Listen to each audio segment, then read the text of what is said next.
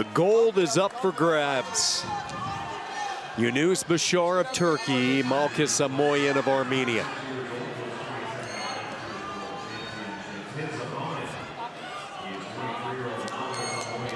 Basar last year, when you watched how the year progressed for him, back-to-back silvers at the Mateo and the Grand Prix de France. Talked about his tough run in Oslo at the World Championships, had success at the Continentals in Warsaw.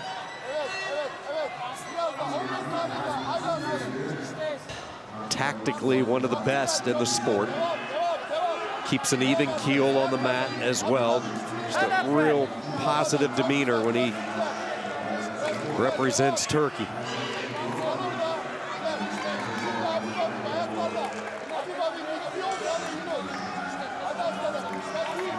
Red action.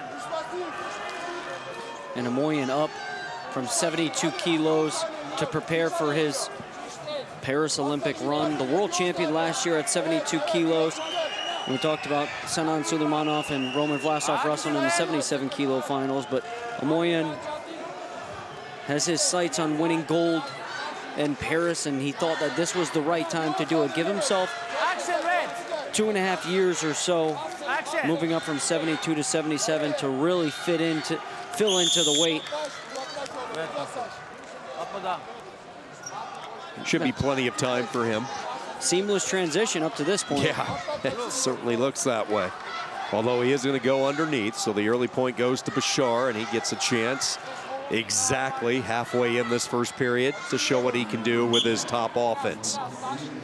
Parterre offense coming from Basar. Opening up underneath is AMOYAN. Try to keep moving. Basar will launch him right over the top for two. 3-0 lead, trying for one more turn, working hard on the right side of the body, up near the upper shoulder area, and he can only get the two. So Basar with a turn, to the delight of the Turkey fans, and a 3-0 lead. That'll make Cenk Yıldırım over in the corner right there. You see sitting on the mat, 2016 Rio Olympic bronze medalist, the new head coach of the Turkish national Greco-Roman team. That'll make him happy.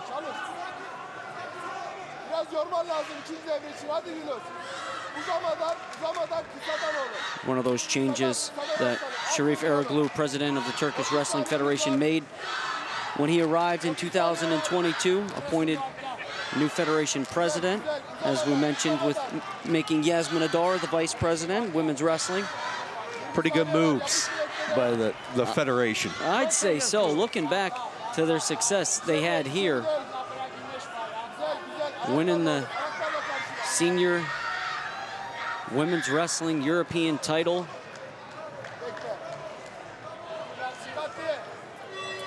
Yeah, they're having a good time this week. Budapest has treated Turkey well in the first period, has treated Yunus Basar pretty well. 3-0 after one, and AMOYAN, the world champion from a year ago, is going to have to rally and try to get a chance to turn himself.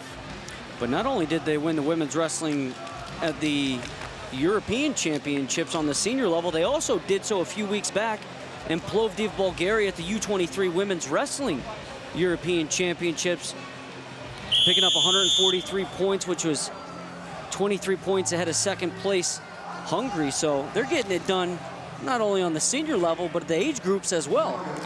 It's promising news for the future, showing that Turkey is not going anywhere like everybody expects them to, year in, year out, keep contending for these continental championships, world titles, and Olympic medals. Here we go, period two. Malkhas AMOYAN, the world champ, has a few tricks up his sleeve, you know it. As he digs back in.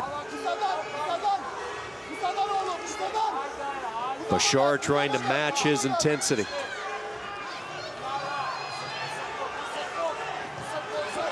Jumping in on the right arm, 2-on-1 is AMOYAN, cleared away by Basar. Verbal warning given to Basar. Referee wanting some action. Again, AMOYAN pouncing on that Russian tie. Look for the arm drag. Nearly have Basar off balance. He's going to get the whistle, though, and there it is. So good job by Malkhas AMOYAN. He created enough offense, and he's able to get the parterre early in the period. Yeah, you say early because looking back to the first 2 gold medal matches here tonight, 145 was the time the second passivity was called in period number 2, and then 142 in match number 2. So that is at 2:21, significantly sooner than we saw in those first 2 gold medal bouts. Basar timed leaving immediately once AMOYAN looked for the thrust, but AMOYAN still has that wrench, and he gets a turn. He ties it up at 3, and now the tiebreaker is with him, and out of bounds they go. Center. Basar wants a challenge. Center. I think he thought he was in the clear. Turkey was warning him about issuing that challenge. The corner, are you sure you want to do it? Coach slapped it with some hesitancy, and we're going to take a look. Basar timed his burst of energy underneath at the right time, and he nearly just scooted out of the grip of AMOYAN.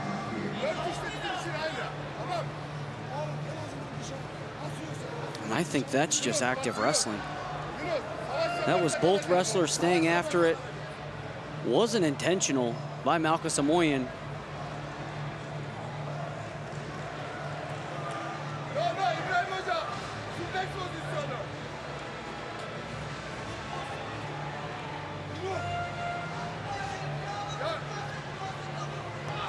Challenge decision.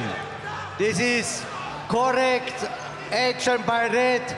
First, when he lifted, blue jump before, but he directly corrected his position. Second situation, gut wrench without foul. 2-point red, challenge lost. So just what we thought on that one. They'll get the 2 and then the lost challenge. And AMOYAN out in front 4-3 inside 2 minutes to wrestle. I don't know if it changes much. Really doesn't. It doesn't. Outside of losing the challenge, which you would like to have, but you still need a takedown to win this bout.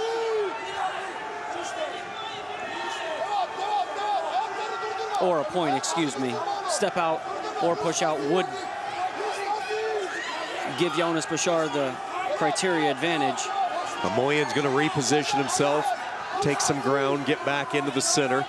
Comes right back to his favorite extremity, which is the right arm. He just keeps working on that 2-on-1.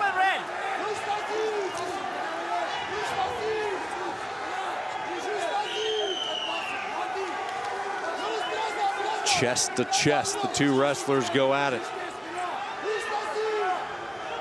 Almost looks as if Basar is looking at the referee, talking a little bit, trying to get a passivity call on AMOYAN. AMOYAN keeps his head up, though. That's the thing you're keeping an eye on. His forehead is up, working in these tie-ups, and the referee will order him down.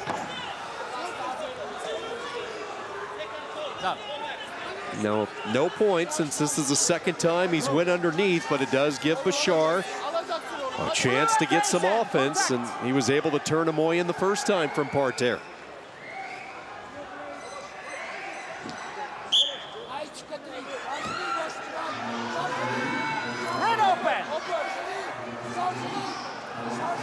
Swallows up the waist of AMOYAN, circling in the center. Basar's going to have to make a move. He does to the left side of the body. See if he comes back to the right. Nope, he's going to stick to that left side. AMOYAN bracing himself soundly. One more crack at it for Basar, and he cannot move the rock underneath.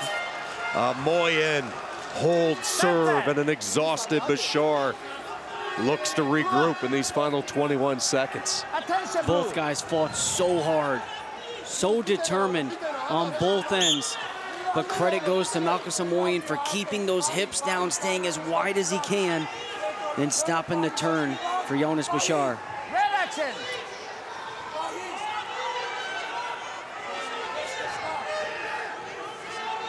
Contact red. 2-year run by Malkhas AMOYAN, a world champion last year, a European champion this year.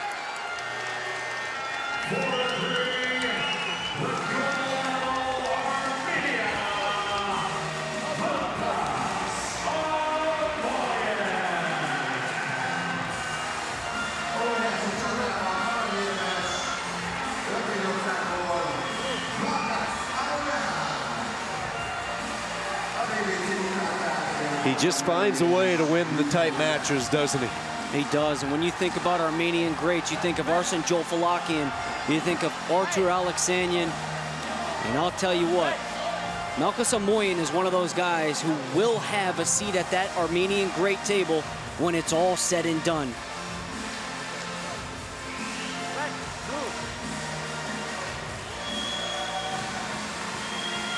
Also, can't forget Maxim Manukin as well. Another guy sitting at that table.